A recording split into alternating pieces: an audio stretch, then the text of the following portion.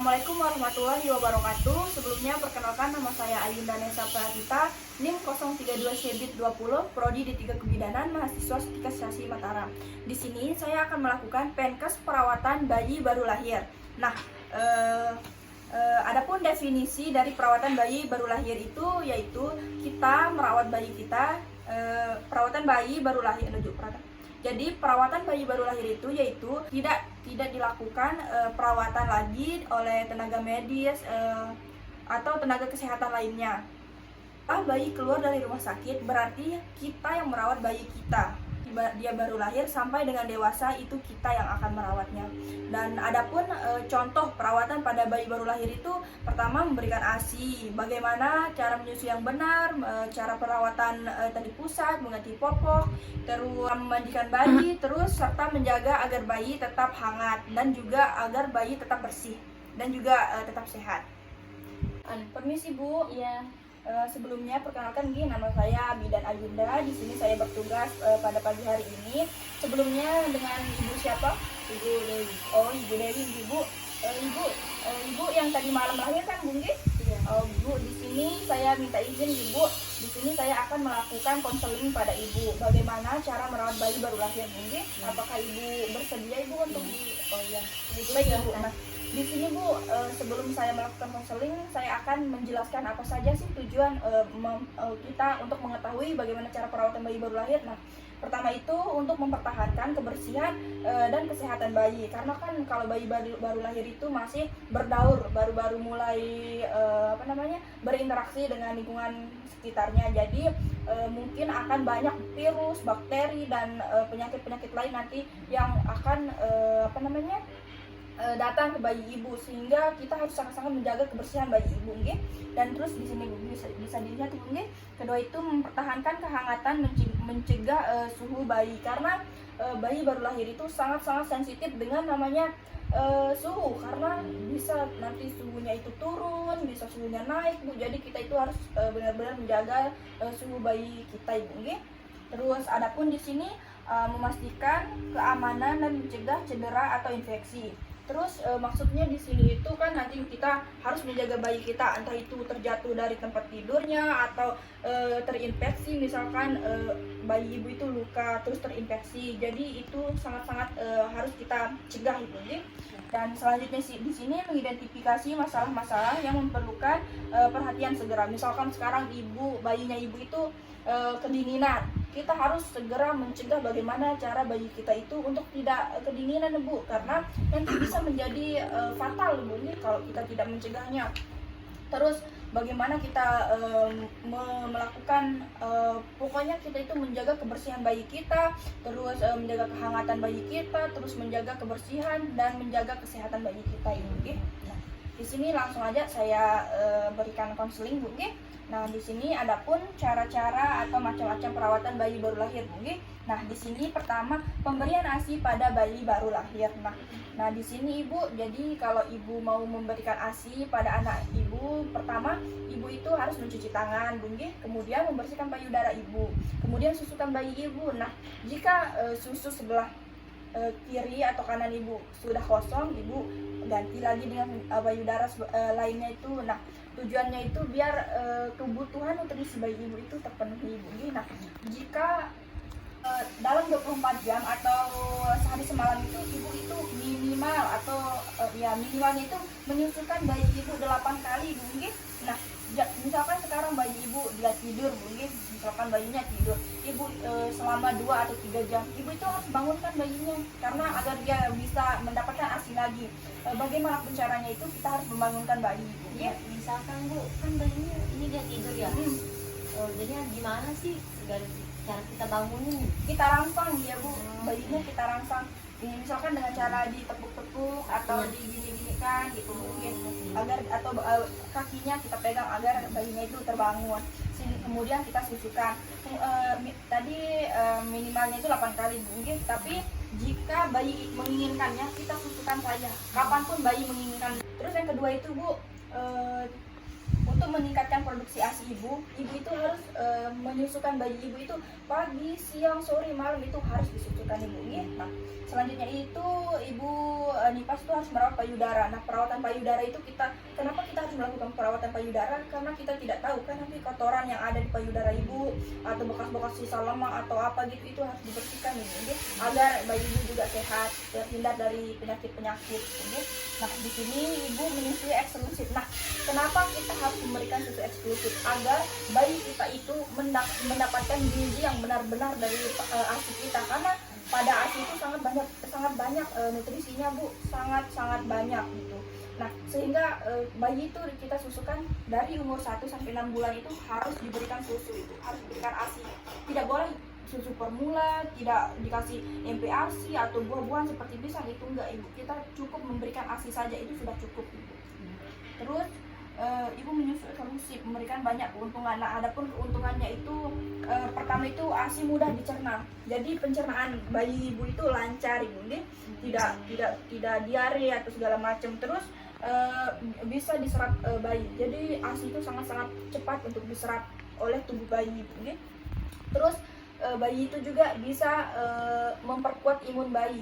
Nah, di sini juga ASI itu bisa memperkuat imun bayi sehingga bayi itu dilindungi dari penyakit tuh, jadi nggak mudah untuk terkena penyakit. Sebelumnya bu ada yang mau tanya kan? Oh ya, berarti bu, jadi ASI itu dia lebih baik gitu ya daripada susu formula yang dibeli-beli. Nah, iya bener banget ibu. Karena kalau di ASI itu kan real dari nutrisi dari ibunya untuk bayinya itu sangat bermanfaat dan nutrisinya itu besar sekali ibu. Ya soalnya kan banyak orang ntar kan males ya susuin bayinya, kan ditinggal terus dia pakaiin susu formula terus umurnya baru 2 bulan 3 bulan, itu nggak boleh ya. Jadi kurang dianjurkan. Iya, kurang dianjurkan bu, karena yang paling banyak nutrisinya itu ya emang ASI kita sendiri. Benar banget ya ibu. Terus di sini ada pun cara mengganti popok ibu. Memandikan bayi terus. Nah, di sini pun ada cara memandikan bayi dengan benar ibu. Nah, kita itu memandikan bayi itu pukul 9 ibu. Sebelum makan itu kita mandikan bayi ibu. Kita mandikan itu jam 9 karena nanti biar nggak kedinginan atau gimana. Nah, kita mandikan itu dengan menggunakan air hangat ibu. Terus biasanya ibu memandikan bayinya berapa kali sehari bu? Kalau misalkan ntar 2 kali, pas pagi itu sama sore biasanya. Ya, kita mandikan bayi itu emang pagi hari itu jam 9 bu, dan sore hari itu antara jam 3 sampai dengan jam 4. Biasanya juga semandiin jam 9, jam 8 juga kadang. Pintar ibu Terus ada pun persiapan memandikan bayinya itu seperti bak yang luas untuk kita mandikan bayi yang bagus gitu kan bu. Terus ada sabun, sampo-nya gitu bu. Terus ada waslap kalau ada kita pakaikan, terus popoknya nanti untuk digantikan gitu kan, dan air hangat, itu aja sih ibu. Terus ada pun merawat tali pusat bayi. Jadi prinsip tali pusat itu bu bersih dan kering.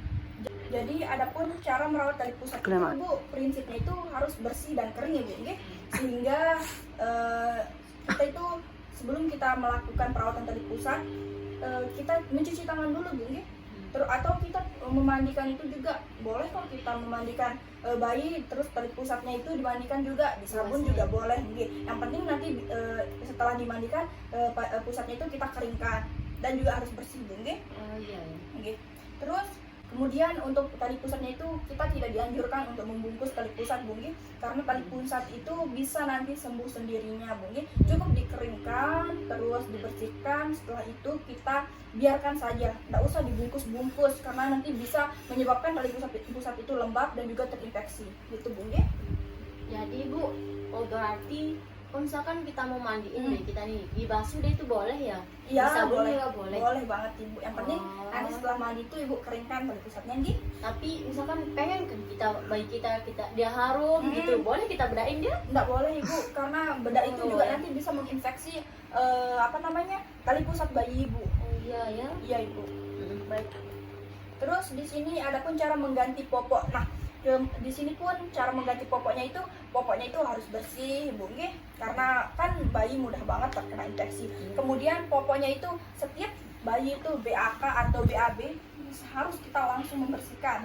Terus kalau pada malam hari kan itu dingin bu, bisa kita bersihkan dengan menggunakan tisu basah saja Bu. Kita lap menggunakan tisu basah Ibu. Oke. Nah, sebelum Ibu mengganti popok, Ibu cuci dulu nggih bagiannya itu menggunakan air hangat Ibu. Tapi kalau malam bisa menggunakan tisu saja nggih. Iya. Terus kemudian keringkan Ibu. Itu saja kok. Atau bisa dibedakin juga, tapi sedikit-sedikit. Oh, berarti kalau setelah mengganti popok boleh dibedakin? Ya boleh kalau itu, tapi jangan kebanyakan. Iya. Yang penting ada gitu. Hmm. Terus ada pun cara menjemur bayi Bu. Nah, apa sih tujuan menjemur bayi itu? Nah, kita itu menjemur bayi agar imun tubuh bayi kita juga kuat, agar bayi tidak terkena penyakit kuning Bu, nggih. Seperti itu. Nah, terus kita menjemur bayi itu pada jam 7 sampai dengan jam 8 Ibu, nggih. Kita juga menjemur bayi itu selama 30 menit Bu, nggih. Misalkan sekarang jam 7 nih kita jemur bayinya, nanti setelah 30 menit udah bisa masuk Selesai. lagi Bu. Iya. Bisa kita susuin lagi itu. Ya, sebelum terus dijemurnya itu sebelum mandi Bu, nggih. Sebelum mandi kita jemur bayinya dulu. Terus buka bajunya, oke, dengan cara buka bajunya, tapi matanya enggak boleh ngelihat matahari. Jadi kalau bisa kita pakaikan kaca Ibu, ya, atau enggak kita tutup mata bayi itu. Oh Kak, berarti dia sensitif banget ya Bu? Ibu, karena bayi yang baru lahir itu sangat-sangat sensitif gitu.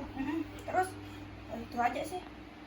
Terus nah, terus bajunya itu kan dibuka Bu, nggih. Semuanya dibuka kecuali popok sama kacamata, pakaikan kacamata. Itu aja Bu. Sebelumnya ada yang ingin ditanyakan lagi Bu? Terus misalkan kita ingin ganti posisinya selama berapa menit itu kalau kita ingin ganti posisi? 15 menit. Misalkan sekarang hadap depan nih kayak gini Bu. Iya. 15 menit terus kita balik lagi 15 Kurang lebihnya menit. gitu. Ya, kurang lebihnya Oh, udah seperti ganti itu. lagi. Iya, Ibu. Oh, iya. Terus kemudian di sini cara merawat bayi baru lahir yang baik dan benar. Nah, bagaimana sih cara merawat bayi yang baru lahir ini? Nah, pertama itu kita harus selalu mencuci tangan. Jadi sebelum kita menyentuh bayi, kita harus sangat-sangat membersihkan, mencuci tangan kita. Kalau Ibu bisa 6 langkah, atau nanti saya ajarkan Ibu cara cuci tangan 6 langkah, agar bayi kita itu tidak terinfeksi dengan bakteri atau virus, karena bayi itu sangat-sangat sensitif Ibu, apalagi bayi baru lahir. Nah, kemudian juga di sini jangan mandikan bayi baru lahir sebelum 6 jam. Jadi sebelum 6 jam itu tidak boleh bayi dimandikan Ibu, karena nanti bayi Ibu bisa hipotermi atau kedinginan Ibu, nggih. Nah, terus jangan membubuhi apapun pada pangkal tali pusat. Nah, maksudnya itu yang seperti saya jelaskan tadi itu Bu, harus kering dan bersih, tidak ditambahkan apapun lagi itu Bu. Nah, terus jaga kebersihan bayi dengan cara cuci tangan yang seperti saya katakan tadi Bu, nggih. Nah, kemudian di sini gunakan kelambu setiap bayi tidur siang atau malam. Apalagi Bu, di mana rumahnya Bu? Di pegunungan atau di pesisir pantai? Di pesisir pantai. Oh, di pesisir pantai. Oh, di pesisir pantai itu kan banyak penyakit malaria atau apa nanti bukan, terus banyak nyamuk. Jadi Ibu itu harus menggunakan kelambu Ibu. Jadi biar harus kita sediain biar bayinya nggak digigit semut, nggak digigit nyamuk atau serangga-serangga lain Ibu. Terus hindari bayi dari asap. Suaminya Ibu tuh merokok Bu. Iya. Oh, jadi nanti bisa Bu nggih bilang ke suaminya Ibu kalau dia ngerokok jangan di dekat bayi Ibu, karena nanti bayi Ibu tuh bisa asma, batuk gara-gara asap rokok tersebut. Iya, Bu, sudah nggih. sembarangan itu. Atau keluarga Ibu atau siapapun itu yang ngerokok, hindari nih Bu nggih. Oh iya. Baik, agar bayi Ibu itu tetap sehat, pernapasannya bagus Ibu nggih. Mungkin hanya itu Ibu. Sebelumnya ada yang ingin ditanyakan? Sudah dimengerti semua. Oh, sudah sangat mengerti. jelas. Ya, alhamdulillah Bu nggih. Baik Ibu, mungkin itu saja yang bisa saya sampaikan. Semoga Ibu dan bayinya sehat Ibu nggih. Selebihnya mohon maaf Ibu. Nanti kalau ada apa-apa bisa panggil saya Bu nggih, atau bisa misalkan ingin konseling apa saja bisa panggil saya Bu nggih. Nanti saya tanyain di WA lagi ya Baik kalau ada Ibu. belum. Baik Ibu. Terima kasih Bu ya. Maaf mengganggu waktunya. Ya, terima kasih kembali Bu atas Baik. penjelasannya ya. Makasih. Ibu. Baik, hanya itu yang dapat saya sampaikan. Kurang lebihnya mohon dimaafkan. Semoga bermanfaat. Billahi taufiq wal hidayah. Assalamualaikum warahmatullahi wabarakatuh.